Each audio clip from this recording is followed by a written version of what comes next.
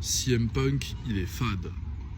C'est peut-être l'une des plus grosses phrases de prouveur vraiment de tous les temps.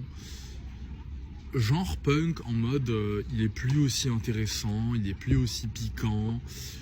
Voilà, en gros c'est ça l'idée. Punk, depuis qu'il est revenu, c'est classique sur classique, c'est élévation de talent sur élévation de talent, exposition sur exposition, promo sur promo, il chie sur tout le monde, il prend tout le monde, met de la lumière de partout, il te chie sur bien évidemment Rollins, son petit, il chie sur Cody, il chie un peu sur Reigns, il chie sur Gunther, il chie sur Cena, il chie sur tout le monde, sur Breaker, sur Paul, sur tout le monde, il chie sur tout le monde. Et c'est le même perso, avec la même attitude. Maintenant, en fait, si on compare à celui qu'il était, du coup, le célèbre, le légendaire Punk Pipe Bomb 2011 de cette ère, ça n'a rien à voir, mais car le contexte était carrément différent en fait. Donc déjà, erreur de comparer le Punk de maintenant à celui d'aujourd'hui. Et quand bien même vous voulez faire une comparaison, c'est le même mec. C'est juste que il a pas la même position quoi. Donc là où les enjeux de la paille bombe, pour ceux qui ne le savent pas, en gros Punk, il se fait pas mettre en lumière, il se fait pas exposer dans le main event, il veut péter, il a clairement le bagage mais on lui donne pas. Du coup coup de gueule, donc il remet en cause un peu les choix de Vince, en citant les top guys historiques qui ont des codes bien précis, donc beau gosse, giga stock, machin et tout. Donc Punk, il chie bien évidemment sur Vince, il chie sur Triple H, sur Cena, Hogan, Rock, et ces mecs-là, ils passent à tabac aussi en promo par la suite, au cours des semaines et mois qui suivent la paille bombe.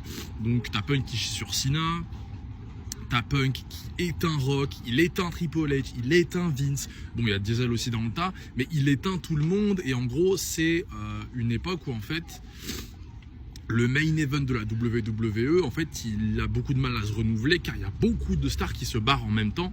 Donc Batista, il se barre, Edge, c'est la nuque, Michaels, il prend sa retraite, Taker, tu le vois plus du tout en weekly, Triple H, il met un costard, donc il reste que Cena tout seul quasiment à Raw, et ils envoient Orton pour essayer de gérer SmackDown, mais Orton c'est pas un top guy, il a pas le niveau.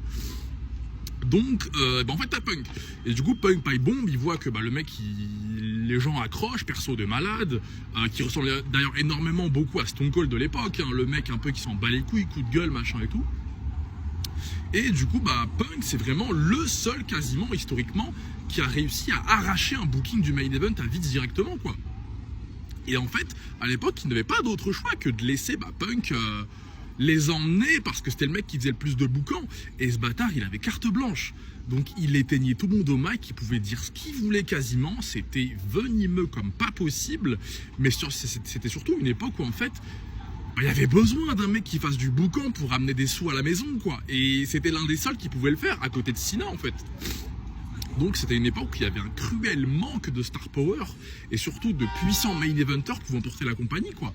Donc là où en fait du coup la paille bombe, son absence pendant 10 ans a clairement permis en fait à contribuer à ce que Punk aujourd'hui est tout ce qu'il est. Et aujourd'hui Punk, on lui donne tout en fait. Car il a prouvé, il a déjà fait le job, il a déjà en fait marqué les gens, tout ça. C'est pour ça qu'aujourd'hui Punk il est aussi over, parce que ce perso de pipelette, de mec qui dit tout et n'importe quoi, mais surtout qui est un énorme clasher qui peut éteindre tout le monde au mic, best in the world, et même à l'époque, son truc de best in the world, dans sa tête il était meilleur que Vince, quoi, il s'en battait les couilles en fait. Et aujourd'hui, Punk fad, c'est vraiment un truc d'énorme prouveur, parce que Punk il est toujours aussi excellent. Et je m'en s'en bats les couilles du ring, je vous parle pas de move ou de capacité physique ou machin, car ce qui génère de l'engouement, de la puissance, de l'entrain dans les programmes, c'est comment ces derniers sont vendus, racontés, les stories, les promos en fait. Et il est toujours aussi violent, il n'a plus besoin d'aller dans l'excès on va dire, mais il est toujours aussi rasant, chirurgical au mic, il fait toujours autant de dégâts. Il chie sur Rollins, sur Cody, il chie un peu sur Cena, il chie sur Breaker, sur Reigns, sur McIntyre, sur Gunther. Il a chié sur tous les main eventers de la compagnie aujourd'hui. Et c'est peut-être le mec le plus over avec Cody et Reigns, quoi. Et encore, ces derniers temps, Punk, il est peut-être un poil plus... Il fait plus l'unanimité que Cody aujourd'hui, quoi, quasiment. Donc Punk, Fad, en fait c'est une aberration, c'est un truc de gros prouveurs et de menteurs qui n'ont pas vécu du coup, qui n'ont même pas compris en fait les primes de Punk, hein, sous les lumières les plus importantes. Donc voilà, donc ça c'était petit coup de gueule un peu sur... Enfin coup de gueule, j'abuse. Punk il est toujours aussi violent, divertissant, intéressant, il n'y a aucun souci avec lui. Le seul souci c'est qu'il est plus vieux.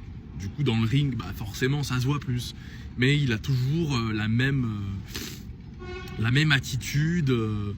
Il est moins vénère. Mais c'est toujours aussi divertissant en fait. Et on le voit dans les promos, il n'y a aucun souci. Ah, les prouveurs.